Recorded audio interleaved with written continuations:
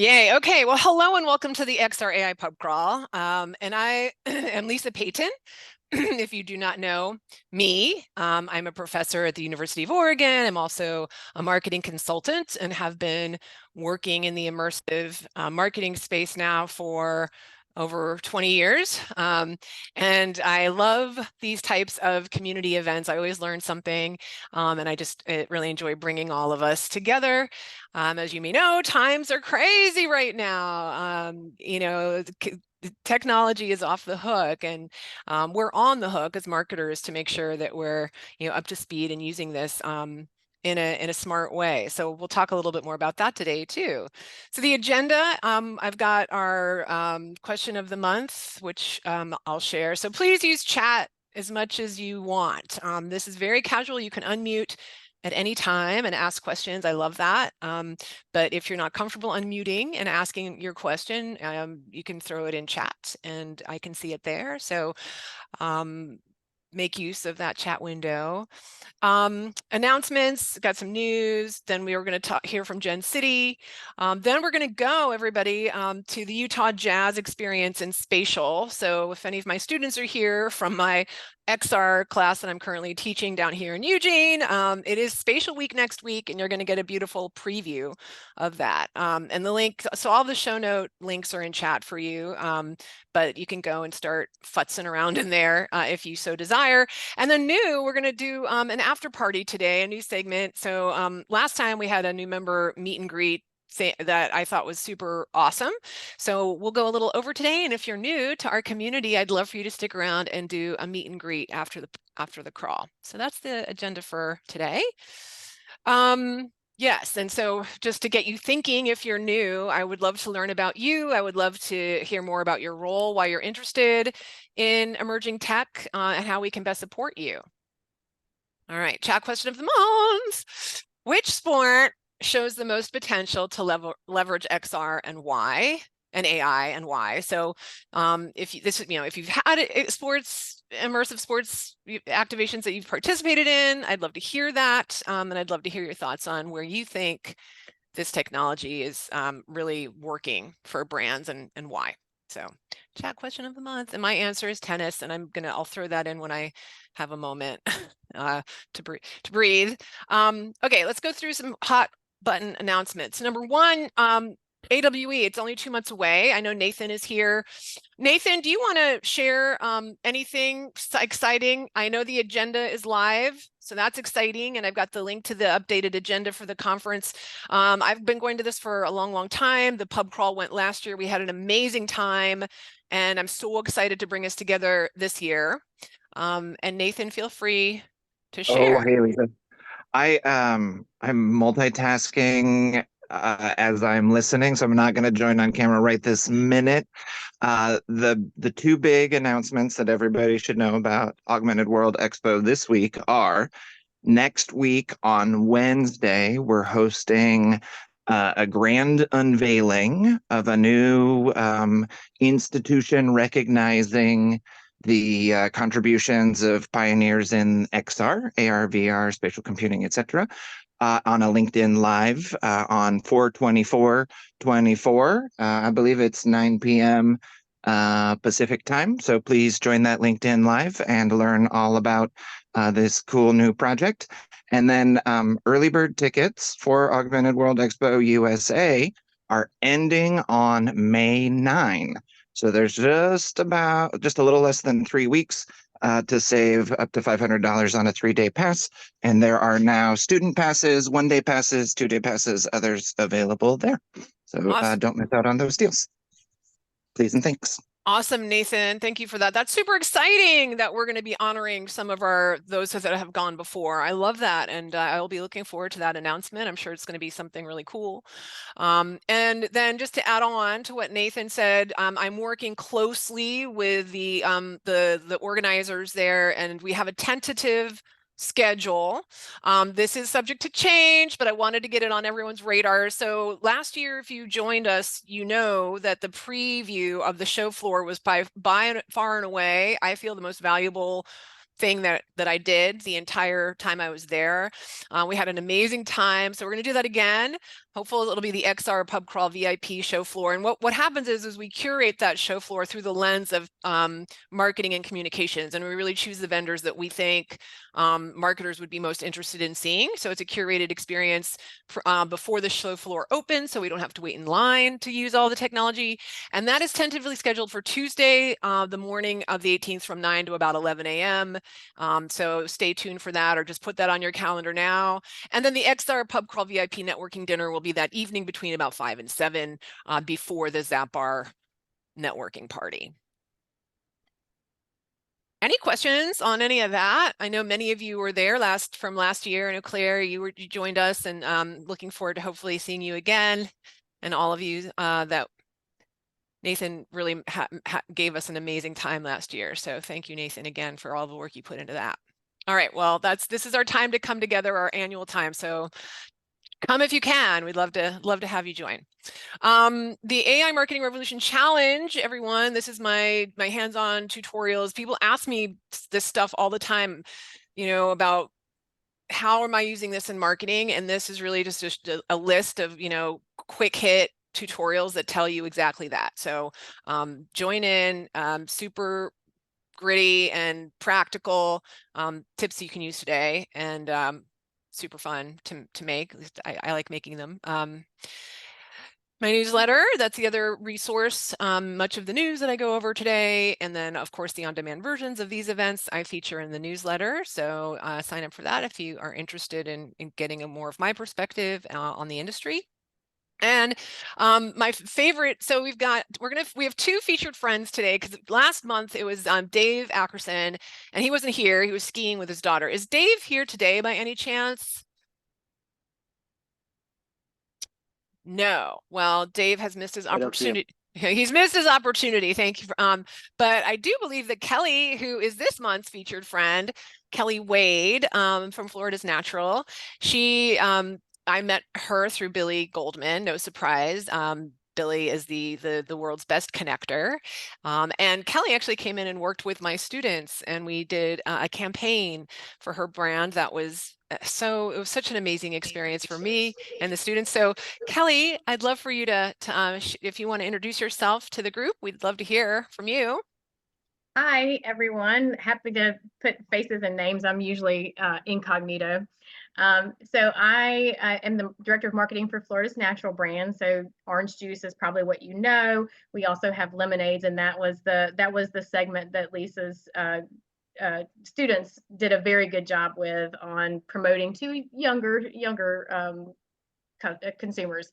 So as you said, Lisa, we met through Billie Goldman, who I'm a huge fan. I miss her today. She's not here. And since then, I've been attending the pub crawl. My last name is Wade. I am wading into XR. It's definitely a little advanced for me, but we have some experience in it. The brand has used some experience, but I'm definitely very interested in how this technology will evolve over time, and how we can use it for brands to really create those experiences for consumers. And I don't know if you're reading the blog post, but one thing I would love to do at some point, affordability is going to be really important for us as a medium-sized brand, but we often will have people come in and do a grove tour with our growers and farmers and really talk about the citrus and what it means. And of course, there's this whole peeling ritual that goes on. They can peel an orange like the apple, just one peel. We would love to be able to bring that into, like an Oculus type environment, a full spatial experience. So that's kind of on my list of things I would love to do. But nice to meet you all, and thanks for having me, Lisa. Thanks, Kelly. That was lovely. Thank you so much for sharing. It's so good to hear from you. We'll get my immersive class getting to work for you. I'll take that. But we're not done working together, Kelly. Don't you worry. Kelly, I remember Kelly was one of my, and her team was one of the most mature marketing organizations that my students have worked with in terms of the materials they provided were so amazingly valuable. It really was best in breed, I would say, honestly, Kelly, compared to some of my other, now, not to, all my clients are lovely, but y'all were really mature in knowing your customer and knowing your product in a way that I thought was very valuable for my students to see. So all told, I think it was a win-win for everybody. So yay. And I get to see you here every month, which I love. So you could be the next featured friend, everybody. So just know that I might be coming knocking on your door, but every month I try to feature someone new. Okay, the next pub crawl is May 17th at noon. So keep a lookout for that. And hopefully I will see everybody again then as we count down to our to AWE in June. All right, quick news. So TikTok, is it around or not? Well, yes, it's still around. The latest news on the TikTok ban is there's going to be a vote this weekend to determine if it's going to be banned or not. But even if it is, and the news is saying that it looks like it's promising that the bill might actually go through, but it would give Beat Dance 12 months to sell it. So it's not going away, overnight. I think it'll be a good 12 months before anything serious happens. But this is a huge issue. I mean, all of my students, I recently had a conversation on misinformation and disinformation, and all of my students are getting their news from TikTok, like all of them, which from my perspective is a little concerning. So anyway, just interesting during an election year that's happening. So the other interesting trend that I'd like to call out is that this trend that brands now are starting to really restrict their agencies and how they can use AI.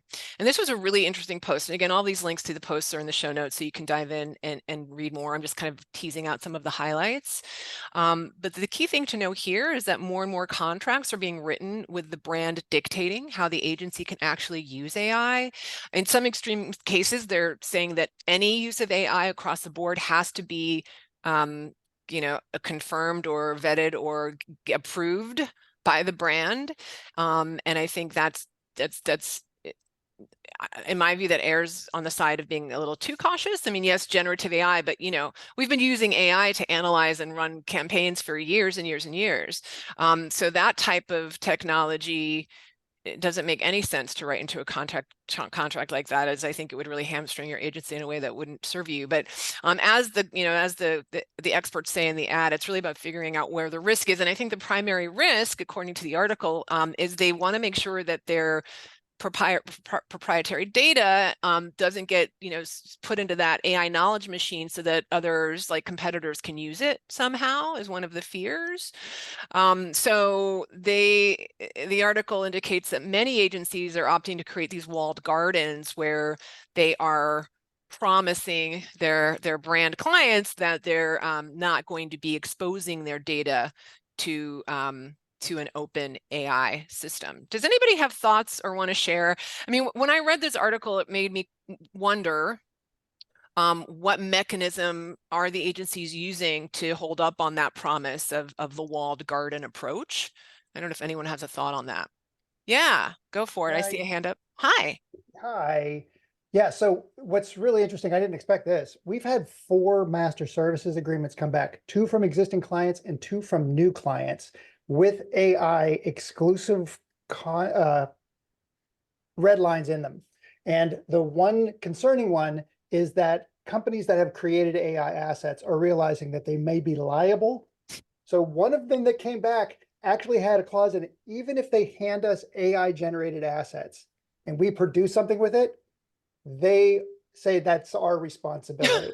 Oh, yeah. And so that is a freaking extremely concerning thing that I'm trying to get out to designers and developers and agents, like, have this looked at, because again, they could be developing AI assets that from Midjourney or somewhere where they can't do them for commercial purposes. Mm-hmm. But if you take those assets and put it into like a social media post and they get caught, you are now on the hook for it. So that is what I wanted to share. Yeah, I love that, Neil. Thank you so much for that perspective. I think that it's There's a lot of fear and worry, and I mean, probably rightly so, with how this is all unfolding. Anybody on the brand side have a perspective on this? Anybody, kind of clamping down on how their agencies are using AI?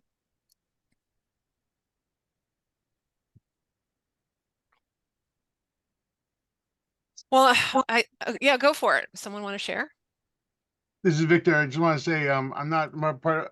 I work at Intel, but a bigger part of the brand and some other technologies that are related to this is the use of RAGs, which is I forgot it's augmented generative. I forgot the first word, but basically it's your closed garden. It's where you're pulling AI from assets inside your own enterprise. So that's being implemented more and more. But Adobe still remains, and I'm sure there's other people, but Adobe's the only one that I've read so far that indemnifies users from using stuff that you generate using their product. And it's on their license agreement. It's on this. I don't know how that implements, infiltrates agreements with agencies, but using AI right now with Adobe feels like you are at least protected by them saying, hey, we're only pulling stuff from stuff that we own and we have access to. Yeah. I love that. That's an awesome call out, Victor. They have their Adobe Firefly and other products that enterprise, I think, should feel safer using for that very reason. But man, my experience, and I'm sure the Adobe product suite is getting better, but my experience with it didn't compare at all to Midjourney. I mean, Midjourney is such a best in breed, tool for designers specifically. It's so robust that I imagine if you're a designer, giving something other than Midjourney would be a huge step down. I don't know if anyone has experience with that, but anyway, it's just know this is a thing, and it's going to continue to shift and change as laws do. But it's good to know about. Nathan. I'm super excited about how this conversation is gonna push to more like proprietary, like my AI rather than big AIs, and to have more like the idea of ownership and personal or corporate AI, I think makes just a lot of sense. But it also that causes a lot of fragmentation. But I think it's an important step. Yes, I echo that. It'll be interesting to see. I mean, just even, I in the newsletter, I pointed to a letter, Amazon Q, which is in essence it's that. I mean, Amazon Q is arming cloud developers with a way to build these proprietary LLMs for their clients. They're really trying to democratize it and make it not expensive. I spent an hour trying to set it up with my very limited skills, and I almost got there. So, it's not that hard, if I can figure it out. So the price will, like everything else, the price will come down, and I think that all will be able to access these proprietary systems. It's just a matter of educating people on how to do that. So the next thing I want, a friend of the crawl, Leslie Shannon, who was a guest here not that long ago, her innovation slides are out. She went to Mobile World Congress. And so I wanted to share those. One of the highlights for me of her deck, and you can get her deck if you don't get Leslie Shannon's innovation slides that she sends out every month. Just email her. She has a private distribution list, so you heard it here first. And get on the list because they're really good, and she sends them out every month, and I love them. And this is one example. If you don't know, I'm super hot on the Apple Vision Pro. I absolutely love it. I had my students in it just this week, and they absolutely loved it. Their mind was blown. It's expensive, but it's really good. And I love this use case where you've got this, Lufthansa, who has actively embraced the Vision Pro to provide training within the cabin of an airline instead of somewhere else. So it's really this mixed reality device that I think enterprises are embracing, and I think very soon Apple will come out with a consumer version that's going to be very compelling. Any thoughts on AVP? Anyone? One more, sorry. So I was at the Apple store just recently, and the Apple VR guy or Vision Pro guy was talking, and he's like, "Oh, they're still trying to figure out business cases for it." And I said, "The best one I ever saw, which was just recently, and the Apple guy didn't know it. So it's people that are painting like large murals on the sides of buildings, which are now being big in communities all over the place. Like they're growing, like building community centers, and so they're painting walls, painting the sides. People using Apple Vision Pro to take a small piece of artwork and project it right in front of them on the wall. So they see the trace lines, and wherever they move, they can see the trace lines that they can Oh, see. So it's like having where we used to have to project or draw lines and grid them yeah. out. They're now using the Apple Vision Pro, or at least one artist that is doing building size murals, which is like freaking insane to me, where I'm like, that's a perfect use case for it. Oh, I love that, Neil. That is awesome. Yeah. Thank you for sharing that.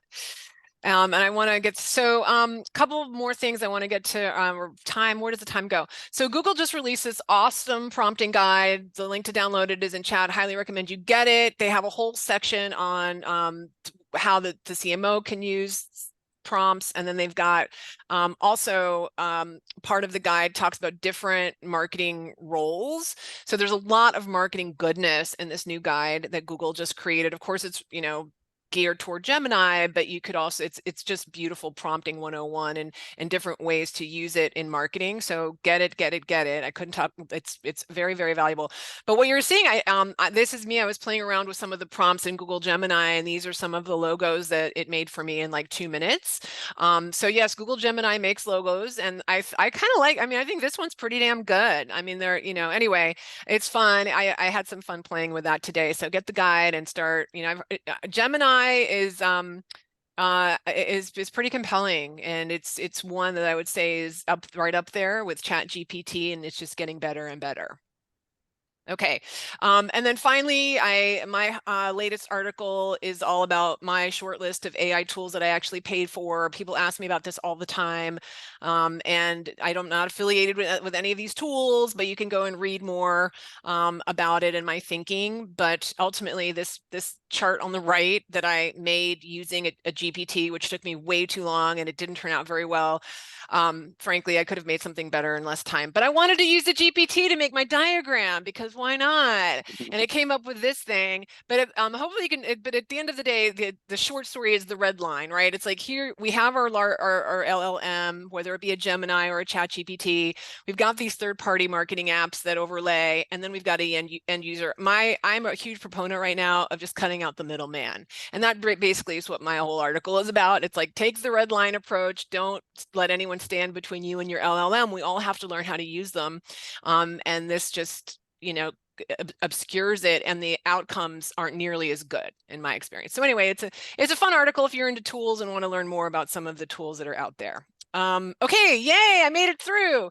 Finally, I'm going to turn it over. We've made it to the portion where we get to talk about the theme today, and we've got Shaman here and Eric Koa here, and I'm going to just stop sharing and let y'all go for it. Welcome, welcome.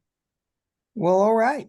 Thanks so much, Lisa. It is a pleasure to be back on stage here. And, it's fun doing if you guys didn't see Lisa, we do a LinkedIn live session, a little bit different than Zoom here. We do it every couple of weeks, and we had Lisa on our last session a couple of weeks ago. It was really awesome. So thanks for the exchange. Great to see you all. Some of you guys I met in person at the last AWE walkthrough. Some I've just seen by being a regular attendee of the XR pub crawl. So quick background on GenCity Labs. We are a creative technology studio. We do everything from fabrication of unique environments to custom AV. But really our core organization builds out unique, innovative, interactive experiences using new technologies. So we started out way back in 2008 as Helios Interactive. That's how we were better known. We've gone through, an acquisition and then a spin out since then, and which is why we're now GenCity. But back then, we were one of the first organizations to ever deploy public augmented reality for the movie Coraline. We took over a bunch of vacant storefronts in New York City, and as people walked by, we did facial recognition and overlaid buttons on their eyes. That was in 2009, I think. We were huge supporters of the early DK1 from Oculus. And from then on, we actually got very deeply involved in building out brand experiences using virtual reality. So everybody from the US Navy to Visa to the San Francisco 49ers and beyond, we built some really, really fun and exciting experiences for. That has been, a big part of what we do. So that said, and I'll share very quickly a little bit about us. And Eric, MK, why don't you guys introduce yourselves as well before I dive into the wonderful worlds of sports and XR? Sure, yeah, I'll jump in. Hey everybody, Eric Garvey here. It's great to see so many familiar faces from the XR Pub Crawl. I'm head of strategic partnerships for Gen City Labs, and been with Mike and MK, and I see Amy here too, and Laurel's here too. A lot of Gen City folks in the audience. So yeah, I've been with the company for a couple of years now. My background is in educational technology. I used to work at UC Berkeley, producing a lot of massive open online courses for the electrical engineering and computer sciences, doing a lot of production work as well. So happy to be here. On to MK. Hi, I'm MK. I'm the head of marketing over at Gen City Labs. And my background is in events, Comic-Cons, fan experiences. That way, I'm a little less into the sports parts and more into the entertainment parts, but I tolerate the sports stuff as we need to. Well, for us, it's been an interesting journey because what you see here, we have pretty deep experience across the board, Web3, metaverse experiences, you name it. And XR takes a very broad definition, right? For us, it's really about aligning a brand activation and a brand storyline to fan passion. And there is no better way to talk about fan passion than the world of sports. As you think, if you are sports fans or if you are not, that's okay too. Typically, people get very fired up about their hometown teams, right? They get very fired up about celebrities from Michael Jordan and Tom Brady, and name your athletes to name your sport across the board. And it is one way that people come in ready-made with, charged up emotionally, excited about an event, and ready to try new things. It's one of the reasons we think it makes a perfect fit for new technologies. XR has been a really unique thing to integrate into fan experiences. What you're seeing here is a piece we have at Mercedes-Benz Stadium in Atlanta. So we build a lot of experiences for fans in the concourse of stadiums. In this particular one, Mercedes-Benz wants to put people in cars.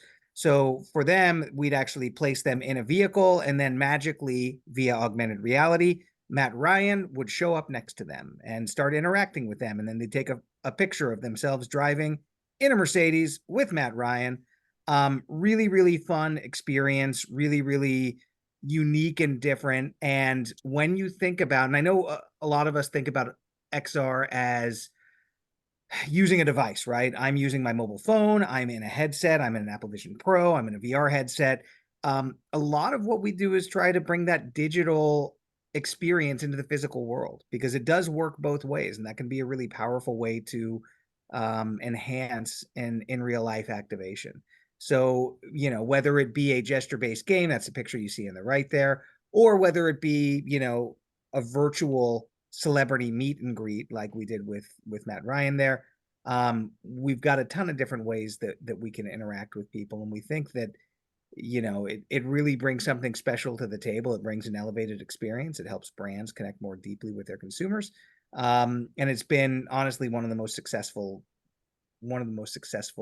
types of activations that we've done. I'm going to switch over to show you guys one more, and sorry, I need to switch screens for a moment. I want to show you maybe I'll just share my whole screen. This will be easier. I want to show you and tell me, can you guys see the Serve Like Sloan? Yep. Great. My dog decided to join us. So this is a project that we did for this also Mercedes-Benz. Go figure. Sloane Stephens. If you guys don't know Sloane Stephens, she is a very famous tennis player. She is a sponsor for Mercedes. They wanted us to create a unique experience that would allow fans to actually get a virtual tennis lesson. So again, when you think about mixed reality, when you think about XR, this is a way to bring it in real life. So there she is. Now, we had filmed her in front of a green screen to bring in, but the goal being she can provide people the sense of, how to serve, and what their form is like. Now, this was a few years ago at the US Open, so had we done this today, the integration of AI to actually evaluate someone's swing, the integration of AI to have her respond differently based on the quality of somebody's stroke, those are all things that we would typically build in. But those types of experiences are very common for us to build, and honestly, they've been some of the best attended and best reactions we've gotten from any activation that we've done. Eric, MK, I don't know if you guys want to dive in and provide any commentary as well, or I can just keep going. I feel like you covered concourse sponsorship activation pretty thoroughly with examples of just getting fans closer to the things they want and, sponsors of sports teams being associated with that. One of the other things we had talked about before was broadcast elements, the use of XR to change the at-home experience and bring the sponsors into people's living rooms as opposed to just those who are in the stadium experiencing it. Yeah. And so this, this one is not directly sports, but I wanted to share it because we have done a lot of video capture at major events. So for this we actually captured Lion King, Frozen, and Aladdin, the Broadway plays. They actually set up the whole Broadway play for us to film and capture, which is really fun. And then we brought it into a VR headset, but for us, if you look at that top image, you see a lot of people in one space with a VR headset. I think one of the things that we found that virtual reality is challenged by is that it's a very individual experience. You see VR chat, you see a lot of other platforms, you see what Meta is doing with the Quest, trying to kind of get people together, provide avatars, and make you feel like there's a community around. Doesn't always feel that way, though. So it can be very challenging. And one of the best things about a theatrical experience is having that shared experience with others. So we have spent a lot of time ensuring that we could trigger the experience for everybody at the exact same time, having a unified audio component externally that allows everybody to essentially go through the experience, be immersed in that space, but also that minute they take off the headset, they're surrounded by others who have gone through it with them. And I think that's a really, people don't talk about that shared experience enough. I think one of the breakthroughs that Apple Vision Pro offers is that pass-through camera, right? You can see people's eyes. It kind of starts to strip away that I'm in my own little universe type of experience and starts to kind of socialize it a little bit. And I think that's an interesting thread to follow throughout both fan activation sports and just XR experiences in general. It turns out that it's important to be able to share an experience with other humans who are sharing that experience at the same time. So coming up with unique ways to do that is certainly on our radar. And I think as you guys are thinking about it, should be something that you all think about as well. Yeah, I couldn't agree more. That's, there's one thing, it's like, these experiences need to be social. And it used to be the technology really wasn't there to allow us to be social in these experiences. Multiplayer was hard back in the day, but now it's not. So there's no excuse to not be thinking about how to make these social experiences and to bring friends and people in together. So important. Yeah. MK, you want to talk a little bit about 5G, smart cities, and the future of stadiums?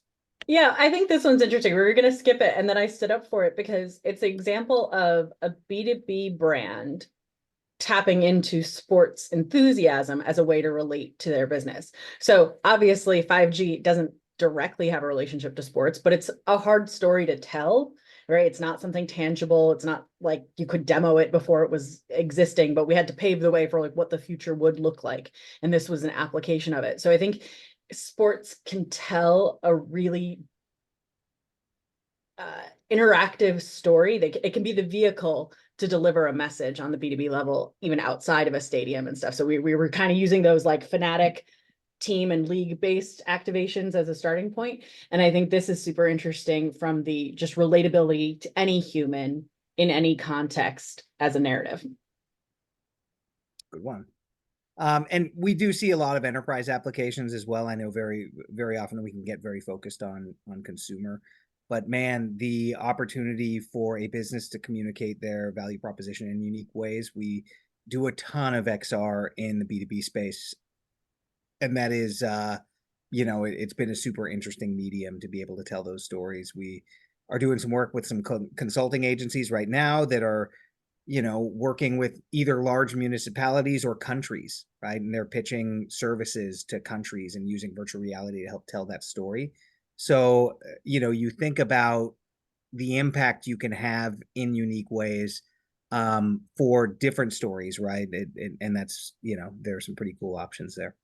Yeah, I love that. And y'all just start, if you have any questions, please throw them into chat, everybody. I know they're hitting on a lot of things here, so would love to share what you would find valuable. So just if you have questions, just either unmute or throw them in chat. Go ahead. Yeah. Go ahead. And I'll roll through just a few more projects just to show kind of the breadth of things, but also I do want to get to broadcast what MK said earlier, because we've seen some really interesting things on NFL broadcasts in the not too distant past, and we're starting to see more and more pop up as we go in the sports universe. So this one, again, fan experience, big mural showcasing your favorite hockey team, enhancing that experience by allowing you to use your mobile device and essentially using augmented reality triggers, right? So in this case, it's less about creating a spectacular. And I know the person who was mentioning earlier about Apple Vision Pro being able to envision street murals immediately made me think of this experience a few minutes ago. But, it also pertains to efficiency with which you can gain access to information, right? And so, yes, that can be a sports specific one, right? You want to know about a player, you want to know about a particular Stanley Cup, you want to know about other data around that player. But when it comes down to it, very often augmented reality and a lot of the most powerful applications that we've seen has been I get to skip 3 steps in searching for something because I hit a target with my device, and it immediately takes me not only a more interesting visual interface, but it also takes me directly to a place, so I don't have to find myself clicking around and moving to different spaces. So, another kind of sneaky way for XR to embed itself in the mainstream, and some pretty fun fan activations while we're at it. And there's a great, Nathan has a great question about the B2B one that you were showing, and he's asking that there probably were more traditional campaigns that were talking about smart cities, and were there any comparisons between how using sports as the way in compared to not in terms of engagement? It's a good question. Really good question. Sports in the B2B space is typically about hospitality, right? It's about broad awareness, right? I want my brand to sponsor a PGA championship. It's also about hospitality and having captured and captive audience. And then it's about, in part, the medium is the message, right? If you're using XR, if you're using augmented virtual reality to tell a story, you are saying we are tech forward, right? So that in itself conveys part of the message. So whether you are a relatively dry tax accounting company, or whether you're in financial services, or whether you're a SaaS platform, a Salesforce, we find that sports as the way in, because there is a universal love for people to go to the US Open, right? Or the Masters was this last weekend, is a great example, or the Super Bowl, or the Olympics coming up this summer. Hosting individuals there is a very powerful way, and then you've got them, and then you've got this ability to create storyline and narrative and create a really deep experience for them. So I would say that sports as the way in is a monster opportunity. I'll say one of the other takes, I want to say, was IBM. I might be wrong on that, but their 5G story they triggered based on emergency response. How could you change EMS response time, and what would a more smart city look like? And it pulled at your heartstrings a little bit because it was telling a very human story. So I personally, as the non-sports person, gravitate towards that as a narrative a little bit, that connects with me at emotional level. But I think there are some people that definitely the sports narrative is what would pull them into a space, what would make them engage with a brand. And so I think, to your point, yeah, having different narratives that suit different people makes a lot of sense. Yeah, I love that. So Go ahead. I was also about to show, except I couldn't find it fast enough. There's a really amazing A2L activation that was done a couple weeks ago for a financial services company, showing like a lot of data visualization and augmented reality, which I think in sports in particular, there's so much data kicked out by an individual player that is interesting and part of a broader story, that using augmented reality overlays in real time can enhance that viewer experience. And I think that there's some real opportunities to kind of elevate the viewership and fandom, and then, you know, clearly have your brand be associated with that. And sorry, Lisa, go ahead. No, it's time to do our crawl. So you guys can keep talking and we can keep doing questions. But let's go ahead and jump into one of the activations on spatial. So we've demoed a lot of platforms here. I believe very, very early on, probably a year ago, Billy and I were on spatial, and the spatial of a year ago is very different from the spatial of today. So I've put the link for you in chat, and let me head back very quickly. So let me just show a few things before we head over there. And the first thing I like to show is this metaverse chart that shows where we're playing in comparison to the other metaverse universes. And this is the most recent data. They're clocking spatial right now as having about 700,000 monthly actives. I think my hunch is probably bigger than that. It's growing quickly. They've really gone heavy into gaming, which wasn't necessarily where they were a year ago. It was much more, I would say, of a social platform. So just interesting to, I think, to know. And let's, without further ado, let's do it. And I will also say that I suck at the game where we are going, and I will not win the jersey. So if you win the jersey, congratulations to you. But it's hard. To be fair, it is very challenging. It's hard. Yeah, I tried to. I suck. I haven't played the game yet, and I'm jumping Yeah. in now for the first time, and I'm Yeah. just planning to immediately dominate. So. Yes, good, awesome. We'll see. question. Yeah, is there questions? Did I see? Go for it if you have a question. Yeah, because I like spatial a lot too. I've been a fan of them forever, as you know, Lisa. But I'm curious about these numbers, because when I keep seeing numbers that they have like 700,000 monthly active users, but every single time I've ever gone to their site or into any space on their site, there's like 12 people. And so I'm Yep. really curious if it's all like private hosted events that brands are running, maybe, and so they don't appear on the public facing portals. But I'm curious if anyone here has a take on where those other 600,000, 695,000 users are coming from. I'm so with you, Ricky. I look at those numbers and I'm scratching my head too, going, man, that it sounds like a lot, but maybe it's not. I don't know. Well, it's not. I mean, you know, when we take a look at Roblox or, you know, Minecraft that have, what is it now? I mean, millions and millions. You know, so even 700,000 monthly users is not that many. And considering that, you know, it's a pretty small pool, is it? It's still at the end of the day. I mean, I think Second Life has over 1 million, right? And you know, that's still such a kind of a fringy platform. But you know, another thought I have, because I agree, and this is why we do this thing, because these experiences are much more fun when you have a group of people. And when I came into the experience, and you know, earlier I was solo, and it's just way more fun to be in here with people. But and that was one of the biggest complaints of the metaverse early on, is that, you know, you'd go in and you'd just be a ghost town, and that's not what metaverses are really built for. They're built to be social, and they're much more enjoyable when you're with others. Back to our, you know, conversation a few minutes ago. One thought I have, Ricky, I don't know, some of these experiences, depending upon bandwidth and such, they might be sharding, they might be instancing. That's just one thought I have. So, you know, if the game is set up that it can only support 5 players, 10 players at a time, and then it just splits off in instances, that might be part of the problem. I'm just throwing that out there as a theory. It's not proven in any way. But when you have these, you know, this type of, I mean, these are pretty good graphics. There's some cool interactivity. You know, only this room will only support so many players, and I don't know what that number is, but you know, I don't think you could have hundreds in here. Yeah, it's interesting because it's like pulling up the site right now, for example, like when I look at the top games, I would expect those to be like the most active games on the site if they're in Totally. like the top section, right? Yes. And you know, it's interesting. They've got like 35K views, 87,000 views, 602,000 views for one of them. So there's like a lot of views, reasonably so. Like that would be a top performing channel on YouTube, for example. But there's only like 6 online, 1 online. So it's like there's not a lot of any people in those rooms at any one given time is more kind of what I'm commenting on. So I wonder if it's just more like private meetings that are less public, where you organize groups kind of like what you do with the XR pub crawl like this, where people are kind of curating their own communities on spatial that are smaller kind of niche groups of people. And it's less discovery of new people. I think maybe that's what it is.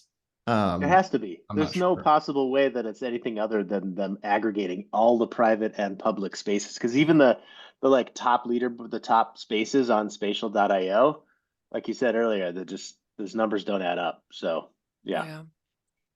But I think that's an interesting takeaway, right? Because then it's like, okay, so what is the value of the platform? It's like it's less about discovery of like from a marketer's perspective, like it's less about engaging a new audience, but it's more about can I get an already engaged audience to engage even deeper with me and like kind of take it to another level of the relationship.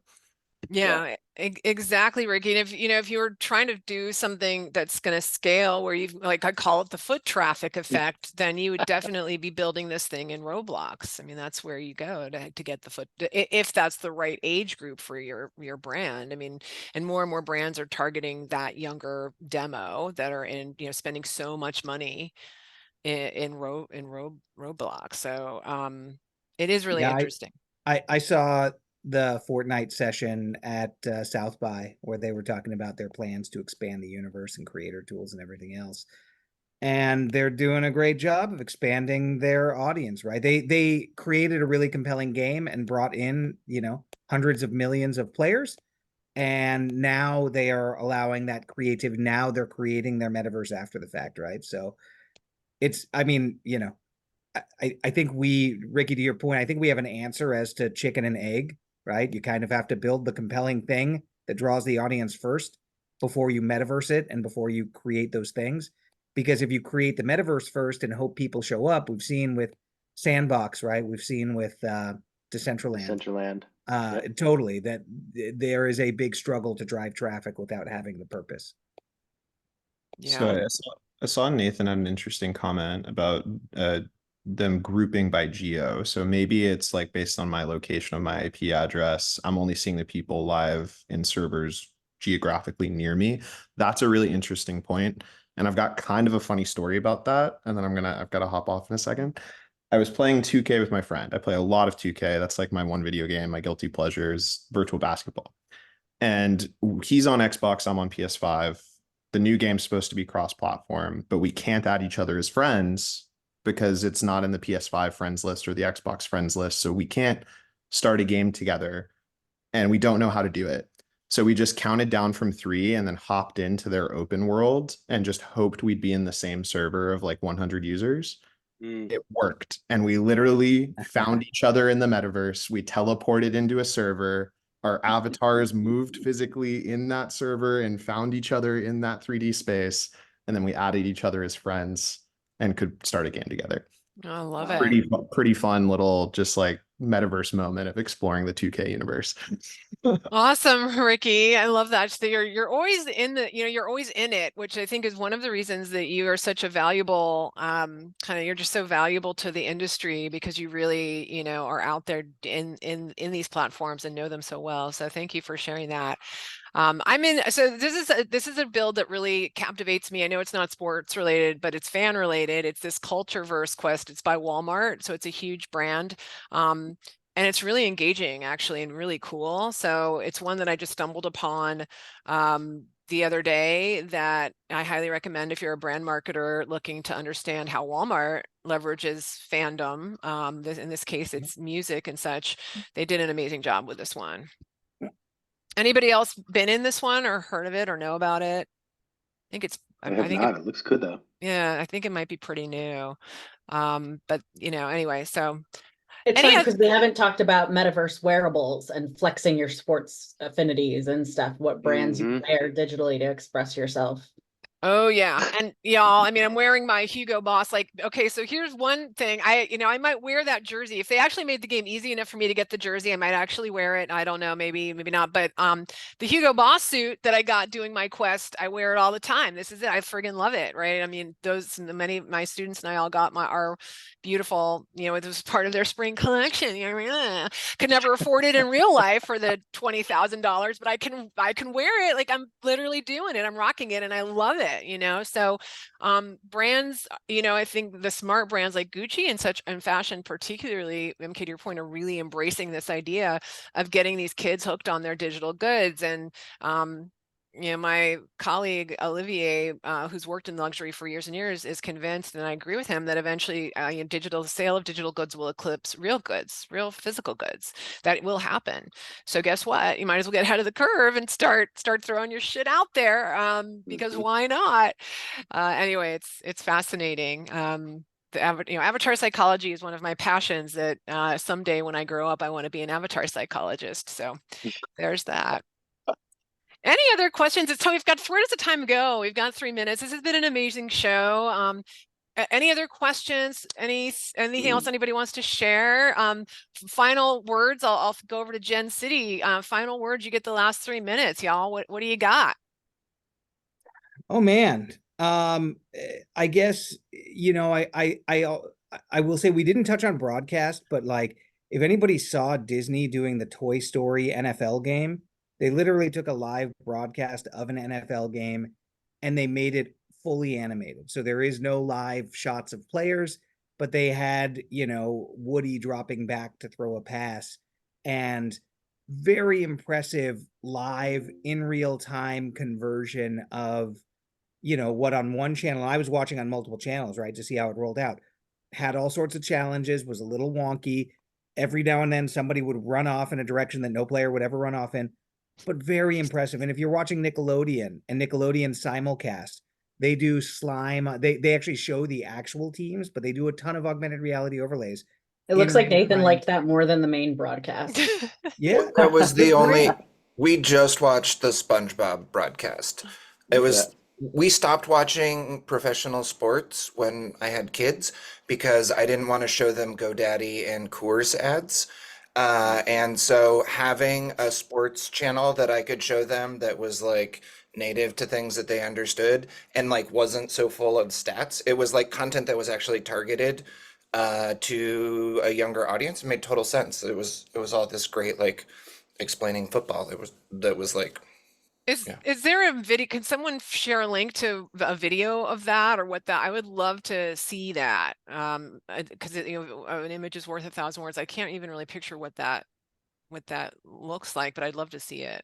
Lisa, I threw in a link to a post I made about it, like the Oh, day of the you're so first on it. experiment I of see. it. Oh my gosh, you're so It's good. so crazy that it's in like real time. Like I'm I gonna. had games on next to each other and was just kind of watching to see how close they got. It was pretty Oh my God. cool. Okay, I'm adding it to the show notes, y'all. I'm adding it to the show notes. It's There going you in go. there. That's Yeah. Anyway, amazing. from an on the ground activation in stadium for fans attending in real life events and being able to enhance that through, all the way to broadcast, I think that there is a massive opportunity for XR in the sports space. I think we see it, and we're hopefully we're playing a small part in helping build and bridge that physical digital universe. And I'm excited. It's ready made for adoption. Like it's one of the I think it's one of the lowest hanging fruit pieces out there. So and I it's love been it. a I'm lot of just fun to work in. I wanted to share it a little bit here because I'm looking at it right now. If I can get my act together. Here it is. So this is from the post that Ricky did, that shows it. There we go. Look at this. See, this is the Disney Toy Story, Wow, right? holy shit. So like those were actually happening in real Yeah, time on a yeah. screen and mimicked exactly like and we're talking the delay was minimal, right? We're Yeah. talking like a 2-second delay from well, and you'll see people are acting a little wonky sometimes, a little weird. Not Wow. everything looks right, but boy, they did a really beautiful job of it. Yeah, Well, you know, sorry, Lisa, but they please. also have infrastructure for this already kind of prepared, right? Because they already do real-time animations to show like this is the play that the receiver just ran, and like let's analyze the game in real time and like comment on what's going on. So like with the 45-second or the 2-minute delay or whatever that broadcast already has to do for national television, like they're able to take the infrastructure they already have and just kind of layer on like a more complex kind of entertainment animation instead of an analysis.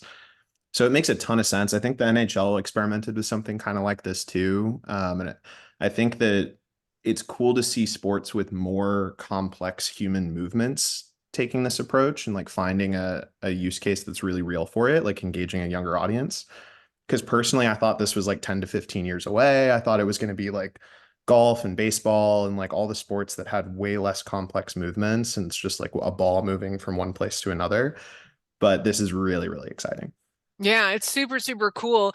It reminds me a little bit like, a few years ago, in over in Japan and I think in Asia, have been adding kind of this type of AR kind of craziness overlay to live concerts, in a little bit of, so they would have a whole layer of like all sorts of cool live concert embellishments that you would watch. So kind of a riff on that, like how do you take something that's just a live kind of, you can only do so much, right, with like a live concert. Well, you can just make it go like crazy when you've got a digital overlay.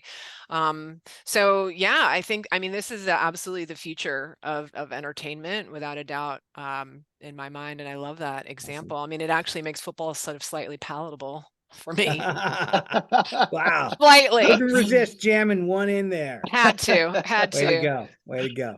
I gotta Uh, run, Lisa. yes. Eric and MK are gonna be here for the Yeah. overtime. So Awesome. around. Yeah. So everybody, thank you so much for joining. We are going to go into overtime. We have the after party for new and want to stick around for the meet and greet. I'm here for it. If not, I hope to see you next month. Thank you, Gen City. Yay. Thank you so always a much. pleasure. Beautiful activations. Perfect guest for this. So I hope to see y'all next month and definitely at AWE. I hope y'all will be there.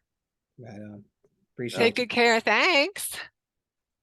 Is anybody new who wants to stick around for the meet and greet today?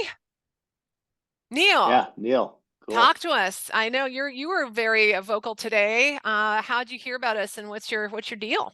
So you and I have been connected for a long time. I worked at Intel years ago on America's Greatest Makers, way long ago.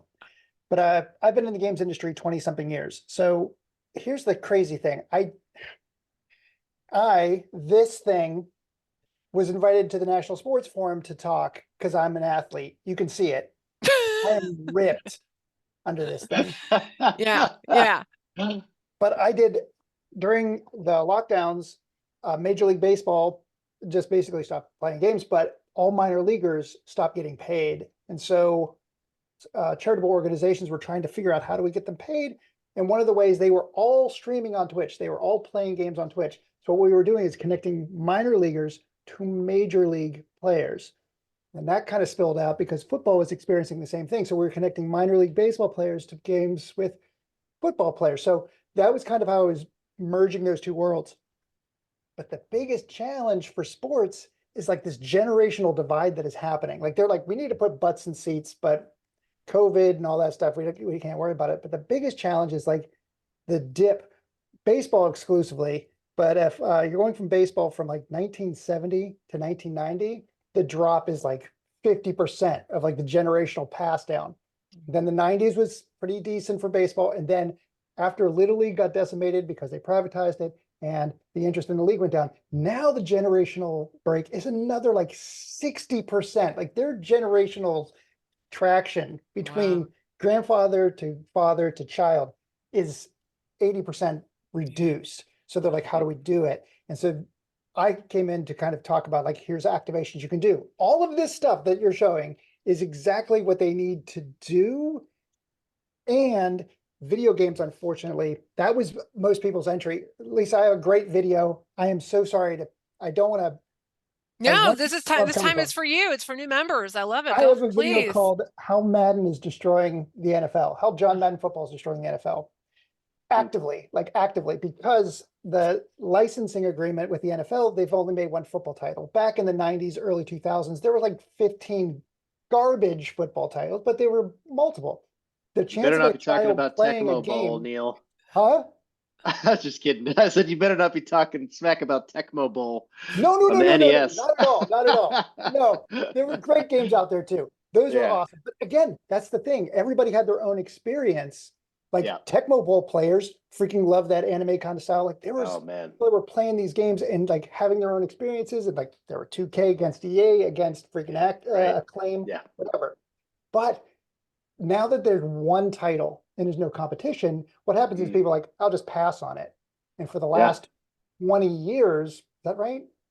Yeah, we're coming up on 20 years. Last 20 years, there's only been one game. And so less interest. So kids know less about the rules of football because a lot of people who couldn't play sports engage it through games. But since there's only one and it's not very good, like less and less people are learning the rules. Less people. There was somebody here, I think it was, who was it? Who was saying like, I don't understand line of scrimmage. I'm like, Oh yeah, that was Oh, that was Oscar. MK. Was it MK? Oh, I thought it was Oscar. I don't know. Somebody, yeah.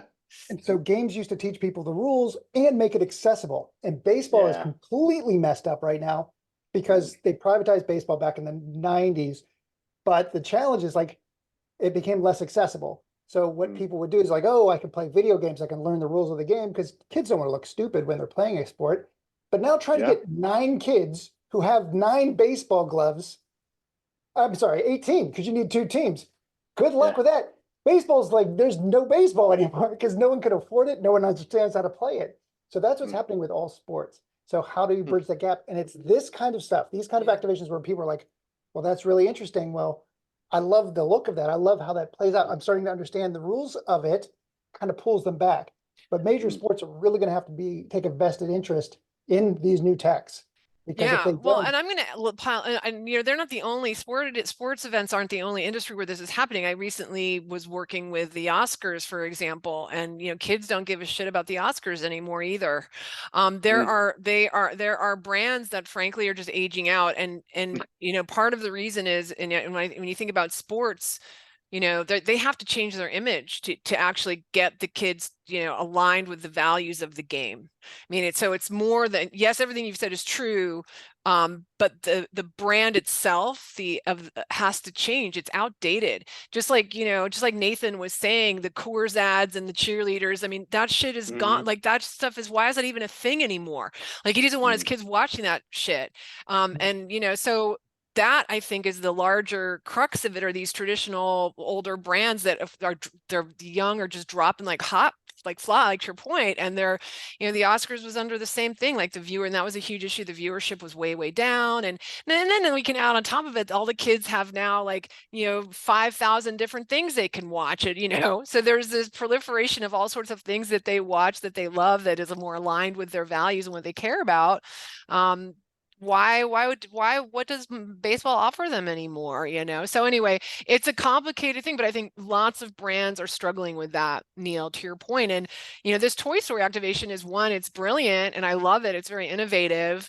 Don't know if it's going to save the industry. I don't know, but it's definitely a step in the right direction, making something that bridges the gap.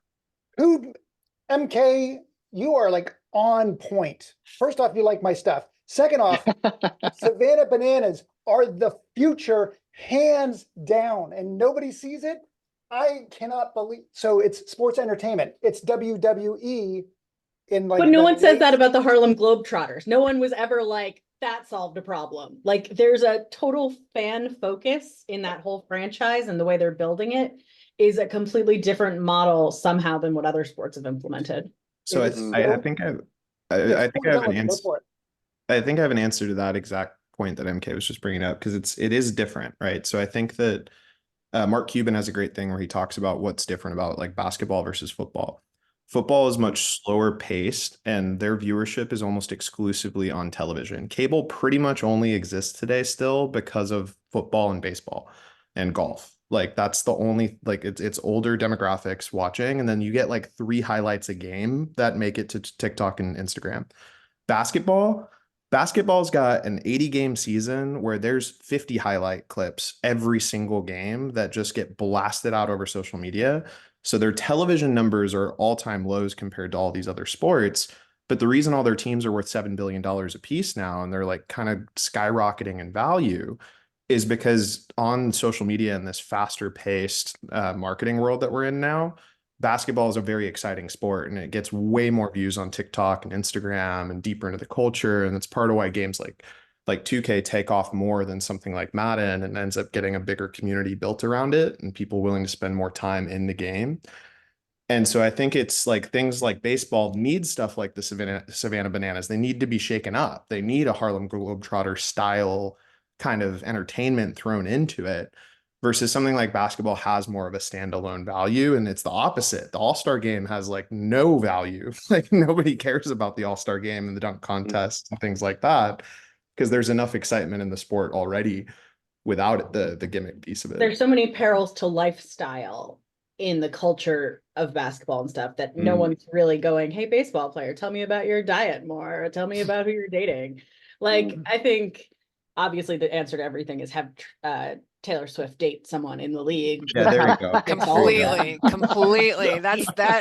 She's the biggest boon to that sport Problem since solved. I don't know. I love it. I love it. And just so I'm mindful of time, I don't want to. So, Neil, just FYI, Victor Peru and Mike Premian are two Intel veterans. They're both here. Mike and Victor, do you want to introduce yourself to? So, Neil, we've got a whole Intel contingent here today. Hi, Mike. How are you? Yeah, just been with a pub crawl for quite a while. In fact, I enjoyed going to AWE last year, and actually, Victor's got more going on. I would say one thing, if you don't know this about me, I do use virtual reality for post-traumatic stress therapies for veterans. So I'm the CTO of a nonprofit called Soldier Strong. And my job is to train psychologists all over the country who administer this exposure therapy for veterans. And, the majority of those that finish the protocol no longer have PTSD. So it's very effective. And our next generation will hopefully be portable, lightweight, easy to use, and maybe even take home and keep. So that's what I'm working on now. So if anybody wants to provide any suggestions, we've tried the MetaQuest 3. That may or may not be a solution for us, but we're certainly testing it. I love that, Mike. Thank you for that Yeah. introduction. Just want to say, Go ahead, Victor. You and I may have missed each other. I was actually the Maker community manager for 6 months during the Woo! whole Maker Oh, boom. So we Right? Amazing. a long time ago. And actually, I just returned to Intel in February after 14 years being away, but unfortunately was recently impacted by the recent layoff. So I'm looking for more work, but I'm at Intel for 2 more months, but I'm not really there anymore. So looking Yeah. for opportunities, but all this XR and AR specifically and AI stuff is very interesting to me. I just reached out to you on LinkedIn, so I hope we cross paths, Neil, soon. And yeah, this has been great. And Lisa, this is amazing. If I can just do one small little brag, are you tied to anything called OIC on campus? No, I don't think so. What is that? It's an entrepreneurial thing. Well, my daughter's advancing in it, and she's actually using AI for her business. She's Hat Girl on campus. She's made these alternative collegiate hats, and she's exclusively using Adobe Express to make her designs because it's ethical AI. Oh, I So love she was that. recently, they were recently asking her, like, who owns these designs? She's like, I do, and I got the backup of Adobe. It's right here in the license. That's And amazing. so, yeah, it's just really interesting. She's, using AI for a business in 2024, and she doesn't even really know much about computers. So, yeah.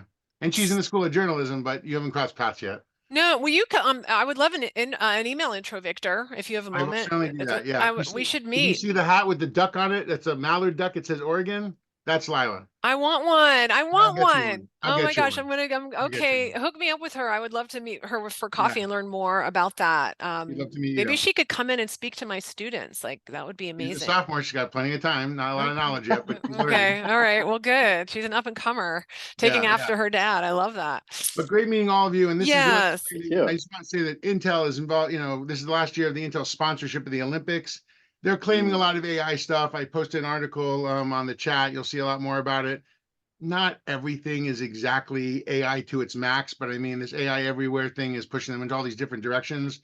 But you know, it's an exciting time. And I've always been a big Olympic fan. I've lived in a lot of major markets. I've never cared for any of the, you know, football, basketball, baseball, but I do get behind kind of the international thing. And I'm hoping this year is just the kickoff of even more AI stuff. Like everything you're talking about, I would expect 4 years from now, this is going to be like rampant. You know, people wearing more eyewear and wearables, and the experience is like really widely known. I think the stuff we're seeing is still very restricted. And I was going to just add, you talk about NFL and baseball being dated. The most dated organization in sports is the Olympic Committee. Oh, I know. I'm Don't a I know sponsor, it? but your handcuffs, you cannot show anything without you. You can't show a demo on a display outside your sponsorship without using one of the displays of the people that have sponsored things. So you can't show your stuff other than on, you know, hardware from another sponsor. So locked down. It's Yeah, I really don't, that's so tough. challenging. I mean, It's super challenging. well, everyone, thank you for being here. Thank you for sticking around for the overtime after party. I love it, love it. Neil, do you have one more thought? And then I'm going to let everybody go. Mike, what is the name of the organization? He just It's popped it in called- here, soldierstrong.org. I was waiting for Soldier it too. Strong. Thank you, Mike. Yeah. Because I think we have somebody in our network that might be good to connect with as well. MK Waco, you. who we've had on the show as well. I think that'd be good. So awesome. Lisa, you're the best. Yay. Neil, Victor, Thank Mike, so y'all. great to meet you guys. Have an amazing weekend. It's beautiful here. So enjoy your time. It's good, so good to see all of you. I had a blast. I always do. And I'll see y'all next month. All right. It was Thanks. so nice chatting with you, Lisa. Yes, same MK. Bye, everyone. Bye. Bye.